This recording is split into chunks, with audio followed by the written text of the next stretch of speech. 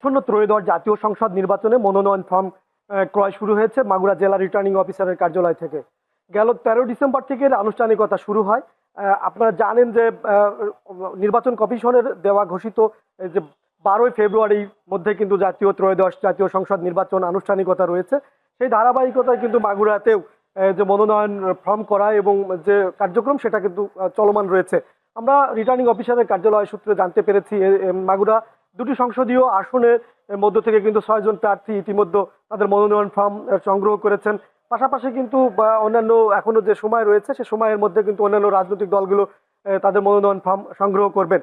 ইতিমধ্যে সকাল থেকেই দেখছিলাম নেতাকর্মীদের একটা উৎসব আমেজ কিন্তু এই রিটার্নিং কর্মকর্তারা আজ কার্যালয়ে চত্বরে ছিলেন এবং মনোনয়ন প্রত্যাশী যারা রয়েছেন তারা কিন্তু তাদের দলীয় প্রার্থীদের সমর্থন জানাতেই কিন্তু তারা রিটার্নিং অফিসারের কার্যালয়ে এসেছেন এবং সকালে কিন্তু জেলা প্রশাসক এবং রিটার্নিং অফিসের যে কার্যালয় রয়েছেন এবং জেলা প্রশাসন মোহাম্মদ আবদুল্লাহ আল মাহমুদ হাত থেকে কিন্তু যে সকল প্রার্থীরা মনোনয়ন সংগ্রহ করেছেন। গেল 13 ডিসেম্বর থেকে মাগুরা জেলা রিটার্নিং অফিসারের কার্যালয় থেকে এই মনোনয়ন ফর্ম সংগ্রহের কার্যক্রম শুরু হয়।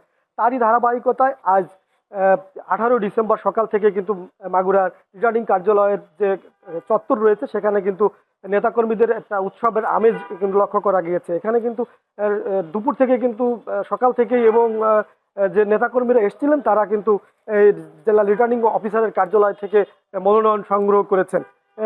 এই মনোনয়ন সংগ্রহকে করাকে কেন্দ্র করে কিন্তু মাগুরা 1 এবং 2 আসনের যে নির্বাচনী প্রচার রয়েছে চারিদিকে নির্বাচনের হাওয়া কিন্তু বইতে শুরু করেছে এবং বিভিন্ন এলাকাতে কিন্তু একটা নির্বাচনীর আমেজ বিরাজ করছে।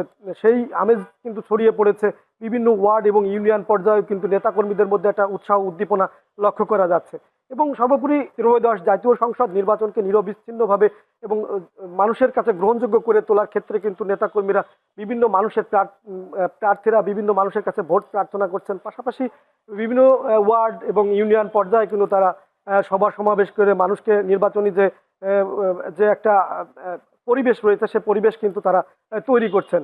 আমরা সকালে মাগুরা জেলা রিটার্নিং অফিসারের কার্যালয়ে দেখতে পেয়েছি এখানে বিভিন্ন রাজনৈতিক দলের নেতাকর্মীরা এসছেন এবং তারা রিটার্নিং জেলা কর্মকর্তা রয়েছেন জেলা প্রশাসক মোহাম্মদ আবদুল্লাহ আল মাহমুদের হাত থেকে কিন্তু তারা এই মনোনয়ন ফর্ম সংগ্রহ করেন।